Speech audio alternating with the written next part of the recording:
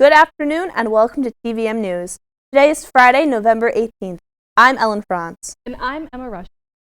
This week we have news about a deadly shooting at the University of Virginia. We also have news about a 9-year-old that performed the Heimlich maneuver.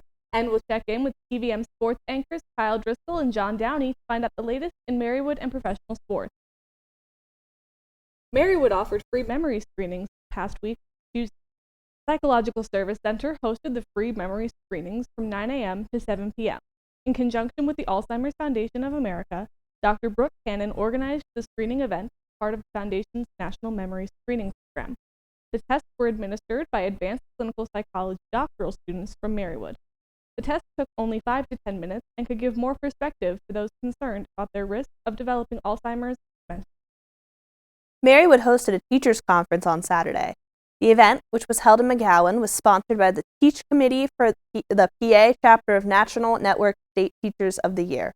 The conference was to inspire the next generation of teachers as the industry deals with a teacher shortage. A Plan Your Path graduate program was held by Student Engagement this past week. The event was held Tuesday from 10:30 to 2 p.m. in the lobby of the Learning Commons. Current undergraduate students could learn more about Marywood's graduate programs, faculty from financial aid, admissions, student success, and each graduate program were available to answer questions and to encourage furthering education. Tuesday was Marywood's annual Philanthropy Day. The day was to celebrate the aspects of campus that would not be possible without the philanthropy of our donors. Buildings with green bows would not have been built if it weren't for donors. Calling all Jeopardy fans, the Marywood Activity Council will be hosting the Great Game Show tonight. Prizes include a Nintendo Switch and a Lego Atari set. The game show will be held in the Latour Conference Room tonight at 6 p.m., and sign-ups are encouraged for attendees. The Council hosted Winter Wonderland Bingo on Wednesday night. Soren Sponson has the story. Students at Marywood-University were able to participate in the Winter Wonderland Bingo. The Winter Wonderland Bingo was hosted by the Marywood Activities Council. They had a wide variety of different types of bingo games for all students to participate in. If a student were to win a game of bingo, they would have to open a present to find out what was inside.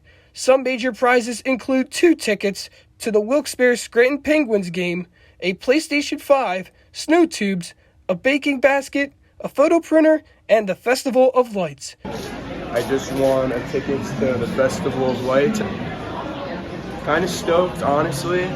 Never heard about it, but I'd love to take my girlfriend on a date there. Little upset I didn't win the PS5, but it's okay. There's always next time. All students here at Marywood-University enjoyed a great night of bingo with friends and others. This is Soren Swanson from TVM-News here at the Winter Wonderland Bingo event. When we come back, we'll tell you about the inaugural Macaroni and Cheese Festival. But first, we'll check in with Maddie for the weather. Welcome back to your weekly weather report. We are inside today because it's quite windy out there, and we wanted to make sure the audio quality was good for you today. You know, we started off this month with really unseasonably warm temperatures, and now it's really starting to feel like November. We had our first snowfall of the season this past week, and these cooler temperatures are going to continue. Today we're looking at a high of 39 degrees and a low of 32. On Saturday, we're looking at a high of 36 and a low of 24. On Sunday, we're looking at a high of 34 degrees and a low of 21. On Monday, we're looking at a high of 42 and a low of 28. On Tuesday, we're looking at a high of 46 and a low of 30. On Wednesday, we're looking at a high of 46 and a low of 26. And on Thursday, we're looking at a high of 40 and a low of 26. On Friday, we're looking at a high of 39 and a low of 26. Now, there is a slight chance of snow on Friday. Again, we're a week out, so this is all subject to change, but right now we are watching the possibility of some snow toward the end of next week. If you are traveling home, the weather looks pretty nice on both Tuesday and Wednesday, depending on when you're traveling home for Thanksgiving. So, not too many worries about road conditions there, but as always, be safe. Have an absolutely wonderful Thanksgiving break, and we'll see you back here after Thanksgiving. We'll be right back after these short messages. I'm Chris Jakimick. I served in the United States Air Force, and I deployed 3 times. So in 2017, I was serving as an Air Force First Sergeant. Our motto in that role is "My job is people, everyone is my business." But unfortunately in that year, I would lose my own brother, Lance Corporal Adam Jackamick, to suicide. The majority of veteran suicides are from guns. I store my weapons securely, not only for myself, but for my family. My service never stops.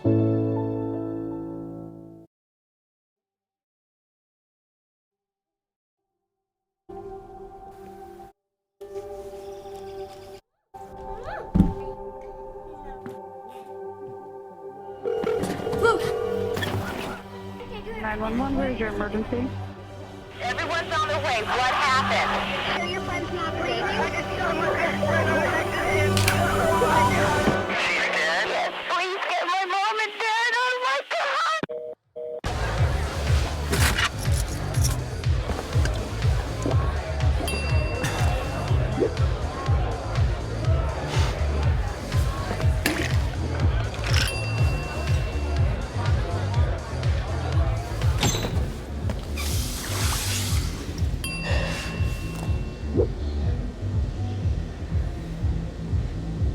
If you need to do something to feel okay to drive, you're not okay to drive.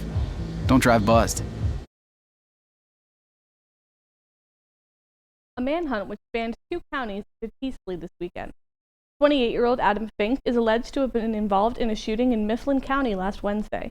Fink was taken into custody in Snyder County after a few days. The victim in the shooting was transported to Hershey Medical Center and survived. Fink is now being held in the Mifflin County Jail. A dentist in Watsontown offered free dental care for veterans on Veterans Day. Dr. Carl Jenkins, a veteran himself, has offered these free treatments to veterans for the past 8 years. They start the appointments at 7 a.m. and then they are filled up to 15 minutes later. A car crashed into 2 homes in South Scranton last weekend. Along midnight on Saturday, a car lost control and struck 2 houses on Maple Street. Police did not say what caused the driver to lose control or if he will be charged. The driver was not injured in the crash. A teenager was arrested in Wilkes-Barre after assaulting a woman in Walmart. 19-year-old Layla Brown was arrested on November 6th after she approached a woman she knew in Walmart, slapped her, and dragged her down the aisle by her hair. Brown then stepped on her head and smashed her phone. She's being charged with aggravated assault, simple assault, disorderly conduct, and harassment. A hoedown for hope was held this past weekend in Scranton. Marley's Mission, a local nonprofit horse therapy organization, hosted the event at Montage Mountain to raise money towards therapeutic practices. The hoedown included prizes, a silent auction, and a raffle to raise funds. Santa came to town a little early this past weekend.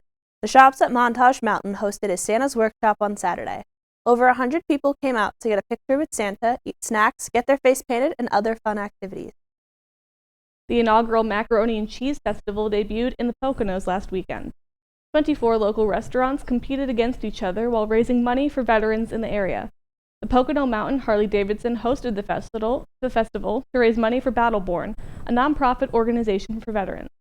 The festival raised over $1,000 for the organization, which hopes to make the festival an annual event. The 25th annual Scranton Comic-Con happened this weekend. Comic book fans and collectors came out to the Hilton in downtown Scranton. This year, the event hosted panels with comic book writers and illustrators. When we come back, we will tell you about a shooting at the University of Virginia.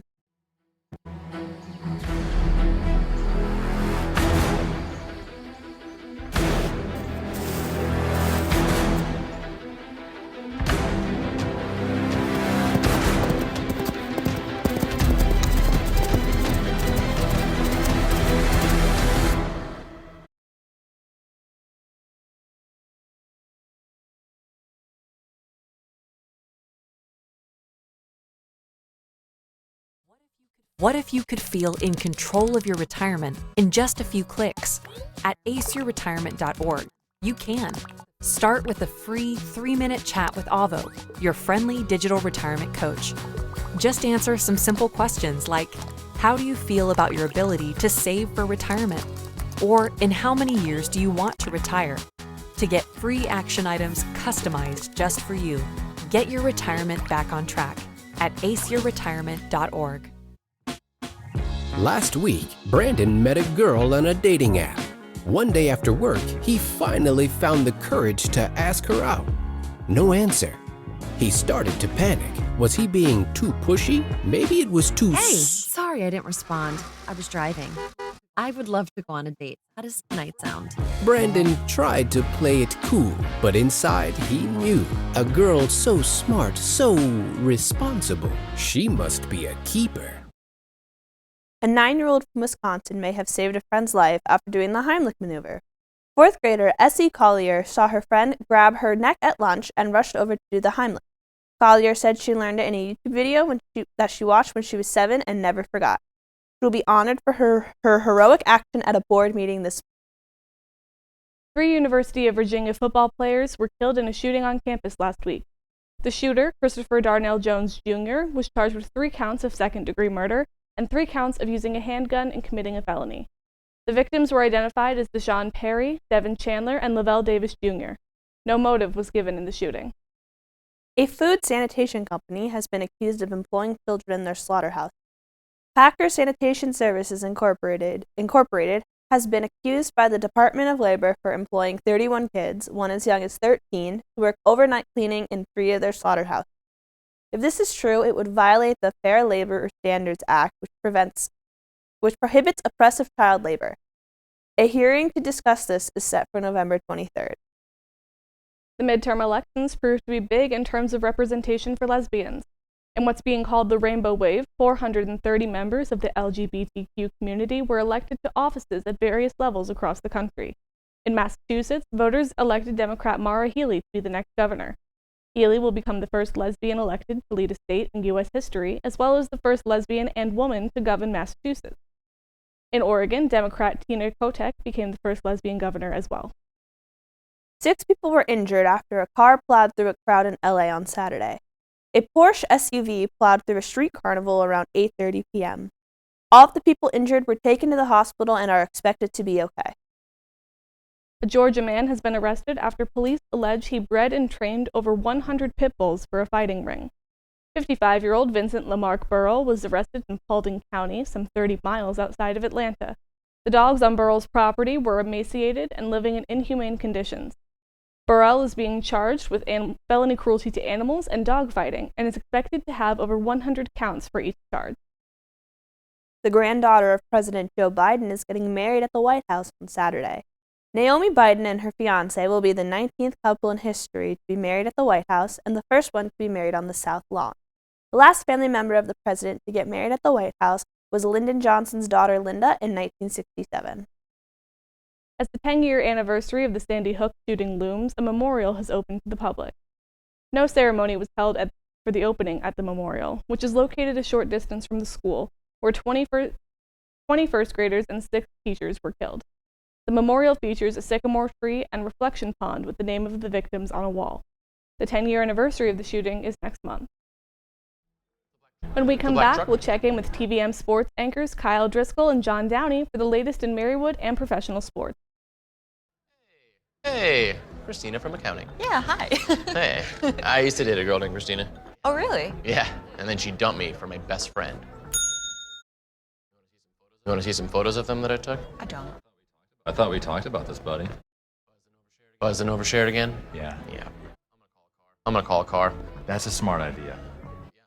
Yeah, I know. That's why I did it. Hey, you're gonna get back to the top of the mountain. Does that mean I'm gonna get back with Christina? No. Oh. No.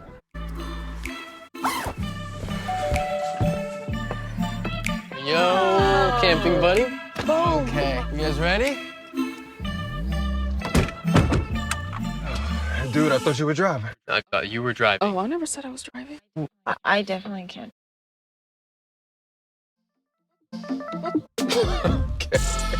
If you're high, just don't drive. It's illegal everywhere. If you feel different, you drive different. When it comes to making plans, you are the best. Remember the best planned 90 minutes of your life? Or that surprise party for your parents' golden anniversary? You get the golden planning. The same way you plan each detail for those moments, start planning to protect you and your loved ones from a natural disaster. Sign up for local weather and emergency alerts. Prepare an emergency kit and make a family communications plan. Protecting your family is the best plan you can make. To disappointment, Marywood's swimming and diving team finally had a stellar performance. That's pretty impressive. Tell me more. Sure, but first, here's the latest in cross country. Last Saturday, Marywood's men's cross country team finished 5th at the NCAA Division III Mid-Atlantic Region Championships with 156 points. Standouts include Jack Baronski finishing 7th and Michael McCann finishing 14th. Both Baronski and McCann will compete at nationals. On the women's side, the team placed 13th overall. In the first race of her career, Milana Stroop qualified for the national championship tomorrow. Last Saturday, Marywood's women's soccer team was shut out by Misericordia University in the opening game of the NCAA Division III National Championship Tournament. Junior goalkeeper Rebecca Becker broke her own record, keeping the game scoreless for the first 33 minutes. Marywood's swimming and diving team had their first victories last Sunday, defeating Immaculata University. The women's team won every individual event with a final score of 105-62. The men's score was 76-48. Dylan Herview won the 50, 100, and 500 free stroke. The teams compete this weekend in the Diamond City Invitational. On Tuesday, Marywood's women's basketball team had their first loss of the season to the University of Scranton. The highest scorer for the Pacers was Savannah Purdy, who scored 14 points. The final score was 67-51 Royals. Things were not any better for the men's basketball team as they also had their first loss on Wednesday. The Red Hawks of Montclair State to the Red Hawks of Montclair State University. Junior Trevor Stites was the top scorer for the men with 15 points, followed by Brendan Franco and Jason Holman with 10 points each. The final score was 88-72 Red Hawk. The Pacers take on Stevenson University tomorrow at 2. Well, that's all for Marywood Sports. How are things on the professional front, John? Did you hear about the NFL already over their halfway point of the season? I did not. I'll tell you more. As we hit Week 11 already of the NFL season, playoff positioning is starting to take shape, and it's been a very competitive and balanced season thus far in the AFC. The teams in the current playoff positioning are in the following order: Chiefs, Dolphins, Titans, Ravens, Jets, Bills, and Patriots. All these teams have winning records and are playing great football. Over to the NFC, it is a bit more top-heavy, with the Eagles and Vikings having great records, and then the Seahawks, Buccaneers, Giants, Cowboys, and 49ers all following. This has the makings of a great finish, and we shall see how everything breaks down in a few months. The NBA is in full swing, with the league being very tight in both the Eastern Conference and the Western Conference. The East is being led by the Celtics, Bucks, and Hawks, with many other teams trailing but not far behind.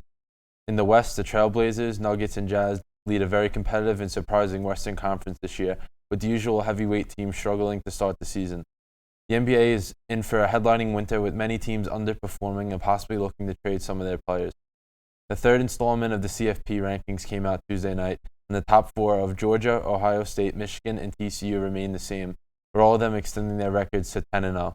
The teams behind them had some bad losses this past week, so now the field has narrowed and will continue to be this way as it gets closer to the finish line.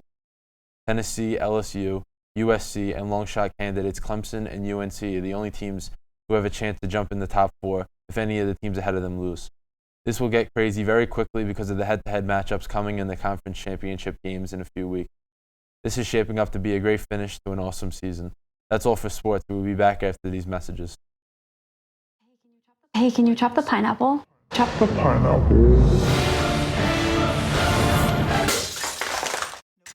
Nope. I'm high. How about I wash off the grapes? Yes. Okay. You're already making good decisions when you're high. I want tacos. Will you drive? I'm a little toasty.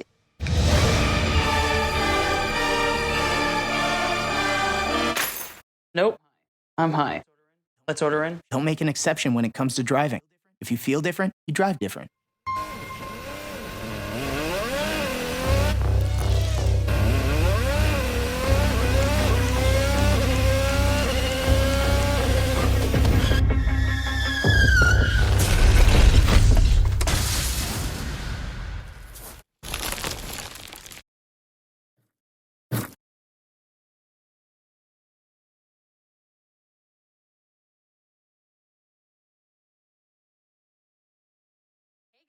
Hey guys, it's me, Isabella Gomez, filling in for Smokey Bear. I got more to say than just, only you can prevent wildfires. like, if you're outside enjoying a barbecue, don't let a hamburger distract you from fires. Make sure you aren't dumping your hot coals or ashes onto the ground because that could start a wildfire. So take wildfire prevention seriously and let's save the world one day at a time. Juntos con Smokey Bear, podemos hacerlo. Go to SmokeyBear.com to learn more about wildfire prevention. A new world record for longest beard chain has been set in Wyoming on Friday. A group of beard owners gathered at the Gaslight Social Bar and clipped their beards together. The chain was 150 feet long, which beat out the previous Guinness World Record of 62 feet 6 inches. That was broken in Germany in 2007. This record was broken the day before the National Beard and Mustache Show, happening in the same city of Casper, Wyoming. You know, if I had a beard, I would 100% enter. I would do one of those things where they decorate it with like the glitter and the ornaments for Christmas. Oh, that's fun. 100%. Curl the ends of the mustache. Yeah. I just shaved mine this morning though, so I couldn't participate. Same. I can participate. Well, that's going to do it for this week's edition of TVM-News. From everyone at TV-Marywood, thanks for tuning in. Be sure to follow TV-Marywood's YouTube page and like the TVM Facebook page to stay up to date on the latest happenings and to watch additional content. I'm Emma Rushworth. And I'm Ellen Fraun. Have a great weekend, Marywood.